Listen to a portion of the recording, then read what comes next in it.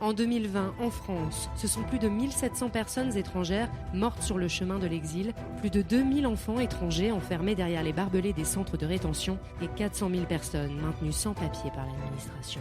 Chaque jour, les personnes étrangères luttent contre le mépris, la haine et l'intolérance. Chaque jour, ces femmes, ces hommes et ces enfants résistent. Découvrez leurs histoires sur www.lacimad.org.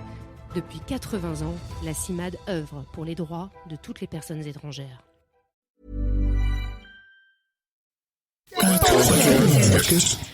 Podcast.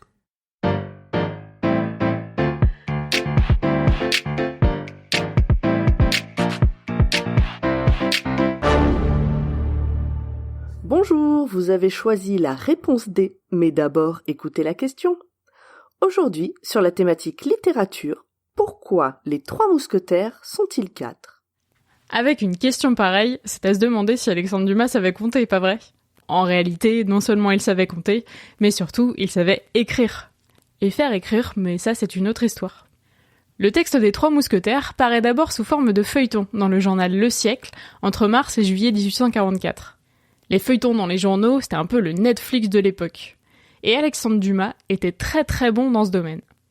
La série des Mousquetaires est ensuite parue sous forme de roman la même année. C'est le premier volet d'une trilogie qui va être suivie donc de 20 ans après en 1845 et du Vicomte de Bragelonne en 1847. Dans ce roman de cap et d'épée, Alexandre Dumas raconte les aventures d'un jeune Gascon, d'Artagnan, monté à Paris pour devenir mousquetaire du roi. Au début du livre, en 1625, le roi s'appelle Louis XIII, et comme il est un peu jeune, il a un ministre qui l'assiste beaucoup pour diriger le royaume, le cardinal Richelieu. Les mousquetaires sont au service du roi, mais le cardinal dispose aussi d'une garde personnelle. Problème, les uns ne s'entendent pas avec les autres. Mais bon, ça donne l'occasion de sortir les épées et de provoquer de belles bagarres. Arrivé à Paris, D'Artagnan tente d'entrer chez les mousquetaires, mais il se fait recaler. Sortant de chez le capitaine de la compagnie du roi, il tombe sur trois mousquetaires et il s'embrouille avec eux. Le Gascon se cogne dans le premier, il se prend dans le manteau du deuxième, et il ramasse un mouchoir, preuve d'une liaison compromettante pour le troisième. Ni une ni deux, voilà que chacun des trois dégaine son épée pour se battre contre le jeune Gascon. Sauf que les gardes du cardinal passent justement par là, et se jettent eux aussi dans la bagarre. D'Artagnan et ses trois adversaires décident instinctivement de s'allier pour faire front contre leur ennemi commun, la garde du cardinal. Vous connaissez la suite. Mais si, un pour tous et tous pour un. Les trois hommes que D'Artagnan vient de rencontrer, ce sont Athos, Porthos et Aramis. Tous les quatre se jurent fidélité et c'est le début d'une belle amitié. Ils ne se quitteront plus. Et ça tombe bien, parce qu'ils vont devoir sauver l'honneur de la reine Anne d'Autriche. Elle a confié ses bijoux à son amant, le duc de Buckingham, et les mousquetaires sont donc envoyés en Angleterre pour récupérer les ferrets de la reine, comme l'écrit Dumas, ou autrement dit le collier d'Anne d'Autriche. Revenons maintenant à la question qui nous intéresse. Le nombre de mousquetaires, 3 ou 4 ? Au départ, Alexandre Dumas voulait appeler son roman Athos, Porthos et Aramis. Mais le directeur littéraire du journal lui a plutôt suggéré les 3 mousquetaires. Absurde, remarque Dumas, puisque ses héros sont 4. Mais l'auteur accepte le changement de titre, et voilà comment les 4 mousquetaires ont été réduits à 3 dans le titre. Question marketing, on peut quand même dire que le directeur a eu le nez fin. Mais savez-vous que ces personnages ont vraiment existé ? Bon, évidemment, le romancier a fait son travail. Il a romancé. D'abord, il a vieilli les héros. Dans la réalité, D'Artagnan, Athos, Porthos et Aramis étaient encore en layette en 1625. Et surtout, certains n'ont pas eu la destinée flamboyante de leur double littéraire. Commençons par Athos. Son vrai nom, c'est Armand de Sillègue d'Athos d'Hauteville.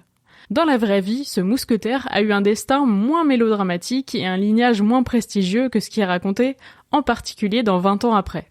D'ailleurs, si vous n'avez pas lu cette suite des Trois Mousquetaires, je vous la recommande vivement. Même chose pour Porthos, enfin Isaac de Porto, que Dumas transforme en colosse doté d'une grande force et d'une solide amitié. Et enfin pour Aramis, c'est-à-dire Henri d'Aramis, il n'a pas non plus la brillante carrière chez les jésuites que Dumas a imaginé pour son mousquetaire.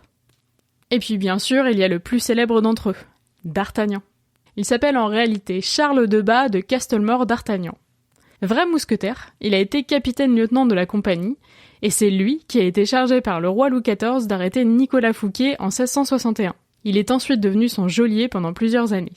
Le vrai D'Artagnan est mort au siège de Maastricht en 1673 lors de la guerre déclenchée contre les Provinces-Unies. On raconte que le roi fut très affecté par la mort de son mousquetaire, dont la sépulture est en revanche inconnue. Aujourd'hui encore, on ignore où est enterré D'Artagnan. Et est-ce que ces 4 mousquetaires se sont croisés ? C'est tout à fait possible, puisqu'ils vivaient à la même époque. Dumas s'est d'ailleurs appuyé sur des faits réels, ainsi que sur les mémoires apocryphes de D'Artagnan, c'est-à-dire pas écrites par lui, publiées 27 ans après sa mort. Et le génie de l'écrivain dans tout ça, c'est d'avoir sublimé la réalité, et fait de ces 4 mousquetaires, des amis pour la vie, unis comme les 5 doigts de la main.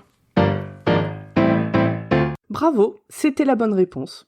Pour aller plus loin sur ce sujet, retrouvez les sources en description. La réponse D est un podcast du label Podcut. Vous pouvez nous soutenir via Patreon ou échanger directement avec les membres du label sur Discord. Toutes les informations sont à retrouver dans les détails de l'épisode. À lundi pour un nouvel épisode sur la thématique sport.